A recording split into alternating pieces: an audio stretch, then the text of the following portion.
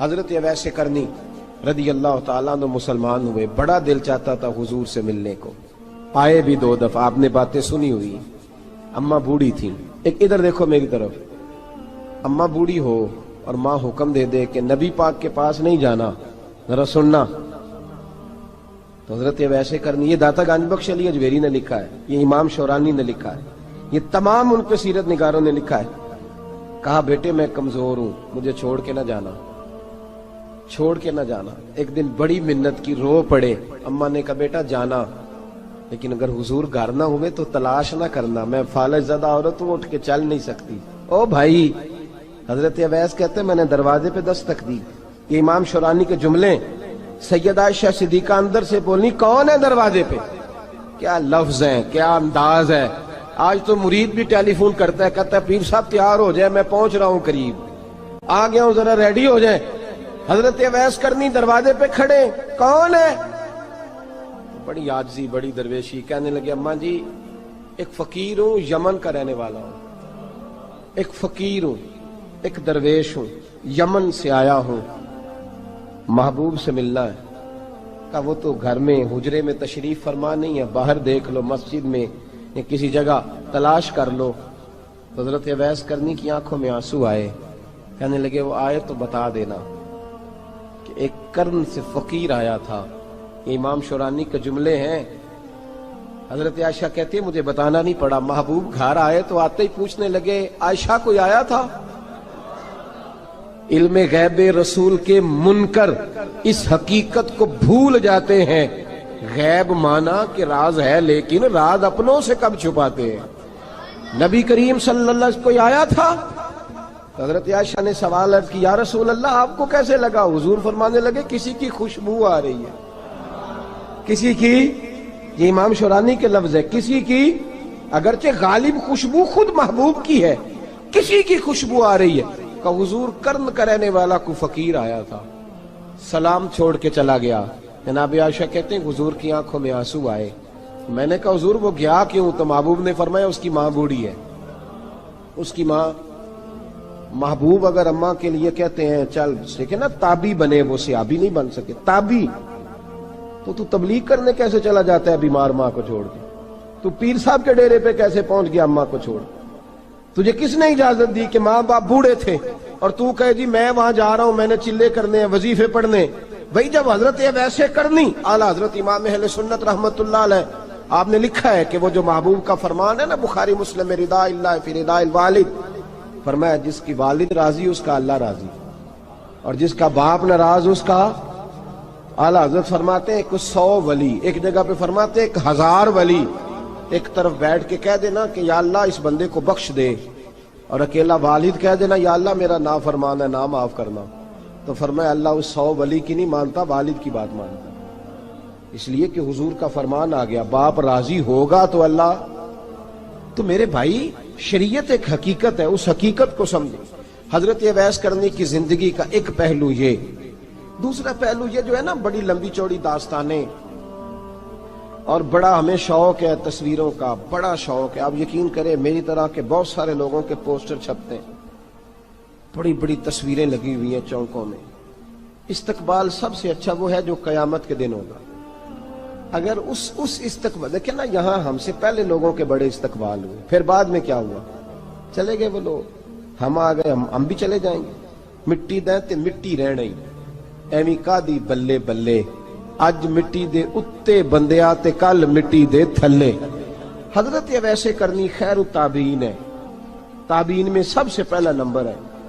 آپ کی سب سے بڑی فضیلت یہ ہے کہ آپ نا، یہ ہم نہ بتاتے بڑا ہیں، گزرتے گزرتے بتا دیتے ہیں کہ میں تہجد گزار بھی ہوں، گزرتے گزرتے بتا دیتے ہیں کہ مسجد کی جو ٹائلیں ہیں نا وہ میں نے لگوائی ہیں، بس کوئی بندہ مل جائے صحیح جس کو ہم کرامتیں سنا سکیں۔ میرے جیسے مولوی صاحب بھی بتاتے ہیں، کہتے ہیں جب میرے جیسے اچھے لوگوں کی، وہ بھی بتاتے ہیں جب میں مسجد میں آیا تھا تو 30 بچے تھے، اب پورے 80 ہیں، وہی بتاتے ہیں 1.5 صف ہوتی تھی نمازیوں کی، اب بھئی چھوڑو، اگر بچے پڑھاؤ گے تو اللہ راضی ہوگا، کوئی بتانے کی بات ہے، کوئی ذکر کرنے کی بات ہے، یہ اللہ رسول کا راز ہے، اس کا ذکر نہیں کیا جاتا۔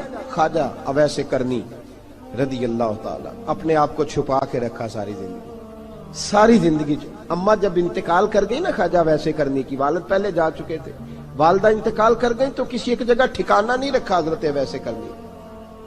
میری باتوں کی سمجھ آ رہی ہے آپ حضرات؟ کیوں بھلا یہ کئی دفعہ جو نعرے شارے ہوتے ہیں یہ بڑی خرابی کر جاتے ہیں، اصل کام رہ جاتا ہے۔ دست بوسی کرنے والے کئی دفعہ اتنا دور لے جاتے ہیں کہ انسان کے اپنے وظائف پیچھے رہ جاتے ہیں، کئی دفعہ مشکلات ہوتی ہیں۔ اس لیے صوفیاء میں ایک ملامتی گروہ ہے، ملامتی، داتا صاحب نے اس کو لکھا ہے اور اس کا تذکرہ قرآن نے کیا، یجاہدون فی سبیل اللہ ولا یخافون لومۃ لائم۔ فرمایا اللہ کے کچھ بندے ایسے ہیں جو اللہ کے راستے میں جہاد کرتے ہیں اور جب لوگ انہیں برا کہتے ہیں تو اس کی پرواہ نہیں کرتے۔ ملامتی گروہ جو کہتے ہیں کہ لوگ اگر تھوڑا سا ہم سے الرجی کریں گے تو ہو سکتا ہے، دیکھیں نا جب آپ کو کوئی برا کہتا ہے تو نفس دبتا ہے، کہتا ہے تو کچھ بھی نہیں۔ حضرت بایزید بسطامی سلطان العارفین رحمت اللہ تعالی علیہ فرماتے ہیں رمضان شریف کا مہینہ تھا تو میں گزر رہا تھا بستان کے بازار سے، لوگ دکانوں سے اٹھ اٹھ کے مجھے ملنے آنے لگے تو میرا نفس مجھے کہنے لگا بایزید اتنی شان تو آج بادشاہ کی بھی نہیں جتنی تیری ہے، میں کاروبار چھوڑ کے تو نہیں آتا۔ کہتے ہیں اسی لمحے وہ جو میری روحانی ترقی تھی وہ روک گئی، میں پریشان ہو گیا کہ میں نے لوگوں کی تعریفوں کو بڑا سمجھ لیا۔ کہتے ہیں کھجوریں تھی ریڈی، پتہ رمضان میں کھجوریں بڑی بکتی ہیں، کہتے ہیں میں آگے بڑھا، لوگ سلامیں لے رہے تھے، ایک کھجور اٹھا کے نہ کھائی نہیں، اٹھا کے نہ منہ میں رکھ لی، صرف منہ میں۔ لوگ کہنے لگے دفع کرو یہ بھی کوئی بندہ ہے، اس نے روزہ ہی نہیں رکھا پیر ہو کے۔ کہتے لوگوں نے ملامت کی تو میرا نفس کچلا گیا۔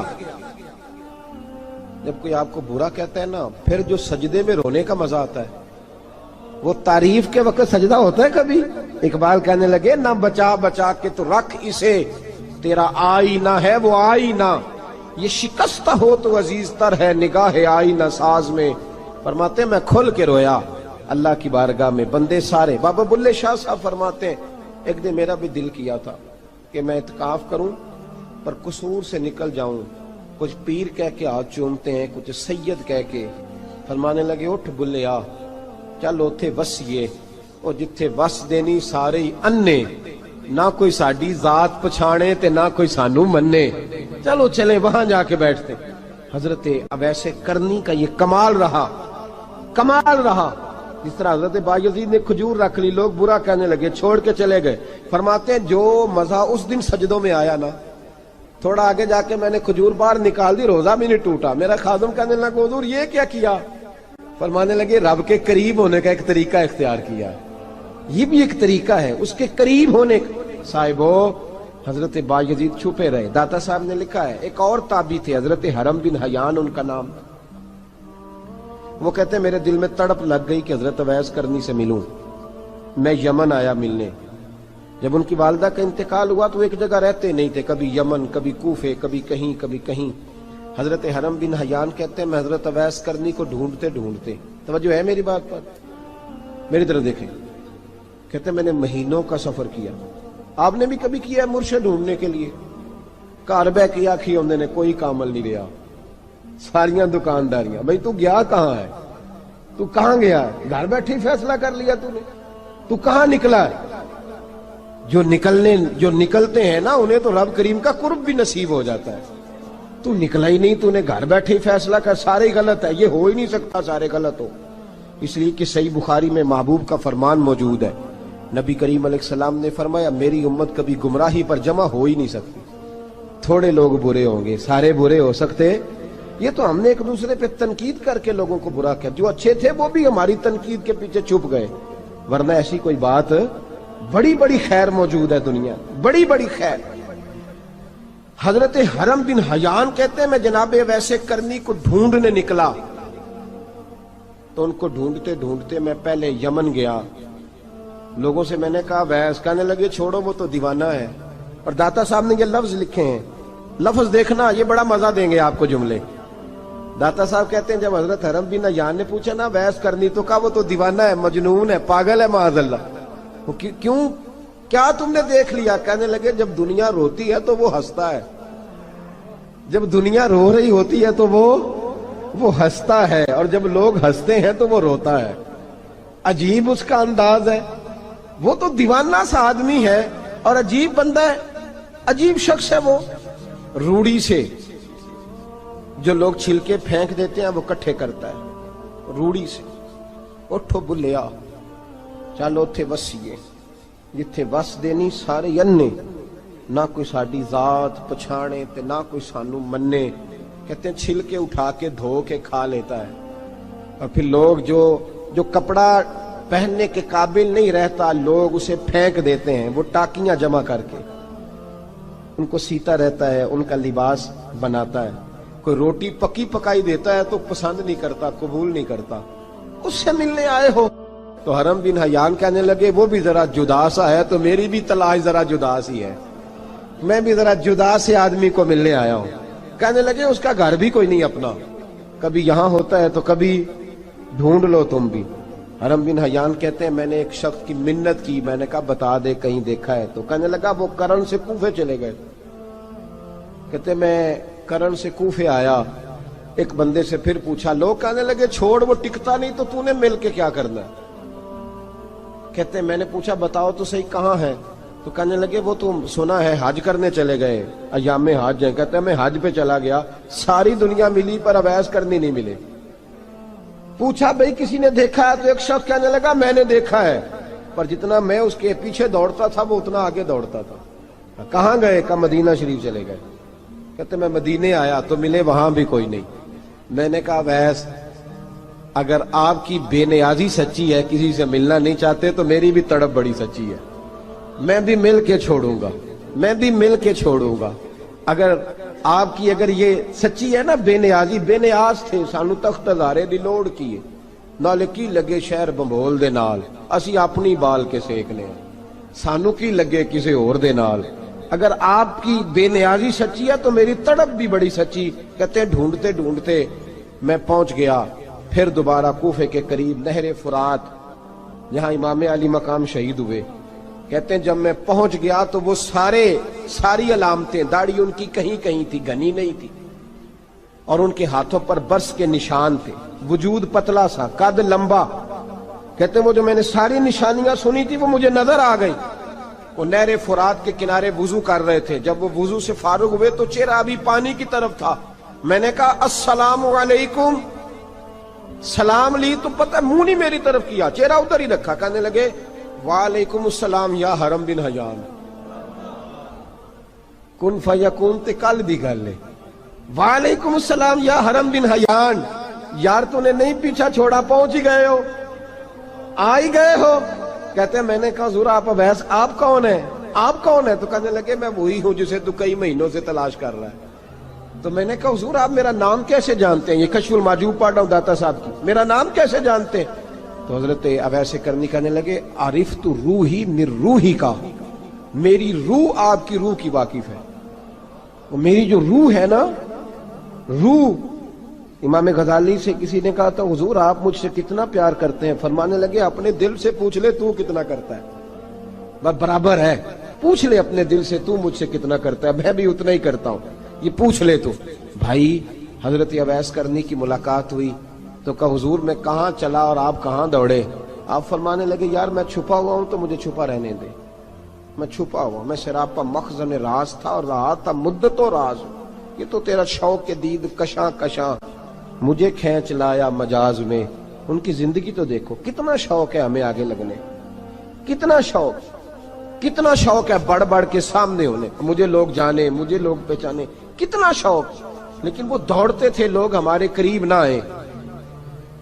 حضرت حرم بن حیان کہتے ہیں میں چند گھڑیاں رکا تو مجھے کہنے لگے جا یار تو کوئی کام کر اور مجھے بھی اپنا کام کرنے دے۔ تو میں نے کہا حضور آپ کیا کریں گے؟ فرمانے لگے گناہ بڑے لمبے ہیں، ذرا معافیاں مانگوں گا اپنے رب سے، میں اس کی بارگاہ میں استغفار کروں گا، مجھے ذرا ریت پہ سجدے کرنے دے، تو جا، مجھے شوق نہیں، تو چلا جا۔ حضرت حرم بن حیان کہتے ہیں میں نے کہا حضور میرے لیے دعا کر دیں۔ تو جناب اویس کرنی نے ہاتھ اٹھائے، کہنے لگے یا اللہ میری اور اس کی ملاقات جنت میں کرا دینا، میری اور اس کی ملاقات جنت میں کرا دینا۔ یعنی یہ بھی کہہ دیا کہ اب دنیا میں دوبارہ ملاقات نہیں ہوگی، کہتے میں یہ بولنے ہی لگا تھا، کہنے ہی لگا تھا کہ حضور یہاں نہیں ہوگی، تو کہنے لگے چپ کر، جب جنت کی بات جو کر دی ہے ہو گئی بات، اب اتنی دور تک تجھے کہہ دیا تو اب تو یہاں پھر دعا کی بات۔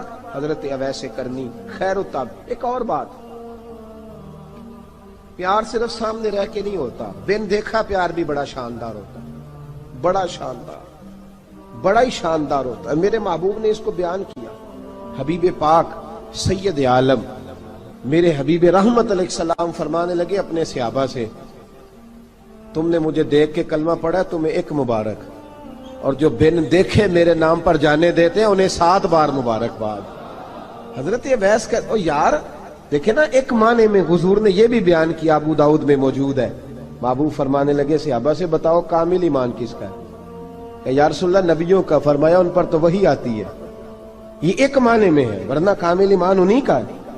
فرمایا بتاؤ کامل ایمان کس کا؟ کہ یا رسول اللہ صحابہ کا، ہمارا۔ نبی پاک نے فرمایا تم نے تو درختوں کو سجدے کرتے دیکھا ہے، ڈوبے ہوئے سورج کو واپس آتے دیکھا ہے، چاند ٹوٹتے دیکھا ہے۔ کہ حضور پھر فرشتوں کا؟ فرمایا وہ تو اللہ کے عرش کے پاس رہتے ہیں۔ کہ یا رسول اللہ ہماری پھر بس ہو گئی، آپ بتا دیں کامل ایمان کس کا ہے؟ تو محبوب نے فرمایا کامل ایمان ان کا ہے جنہوں نے مجھے دیکھا نہیں ہوگا، جنہوں نے مجھے دیکھا نہیں ہوگا، اور لفظ ہیں حدیث کے، دیکھا نہیں ہوگا پر ان کی خواہش ہوگی اگر ایک دفعہ جلوہ نظر آئے تو وہ ہر چیز قربان کرنے کو تیار، ان کی یہ خواہش ہو۔ حضرت اویس کرنی نے ہمیں بتایا کہ جو بن دیکھا پیار ہے نا، بن دیکھا، جس نے دیکھا نہیں پر اس کی یاد میں تڑپتا، دیکھا نہیں پر اس کی مالا جپتا۔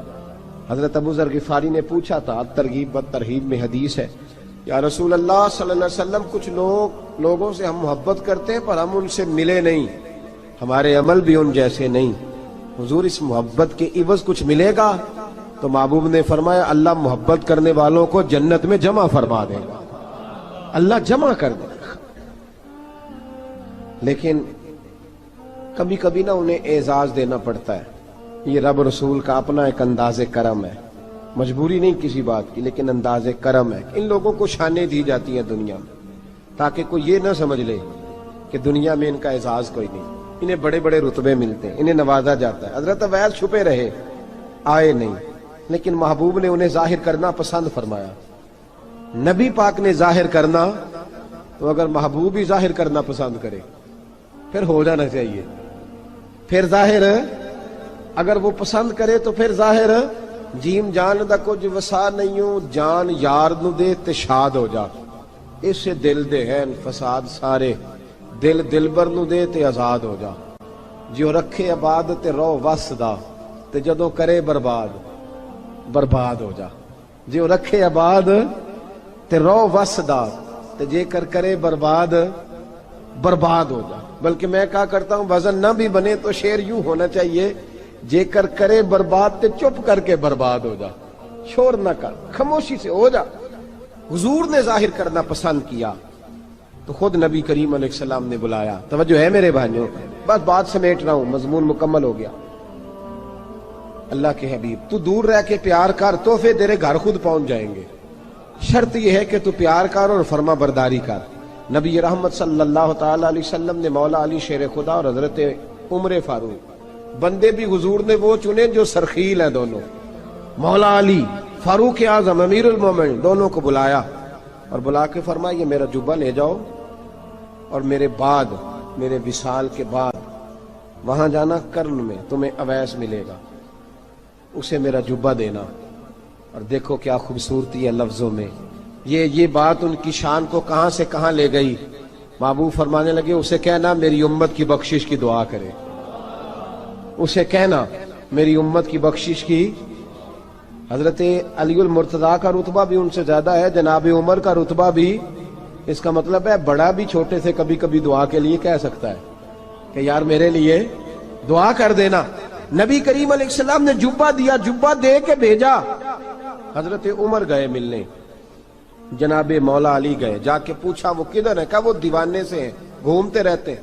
جب ملاقات ہوئی تو حضرت اویس کرنی دوڑے آئے، جناب عمر کہنے لگے آپ کا نام اویس ہے؟ کہنے لگے ہاں عمر فاروق میرا نام اویس ہی ہے۔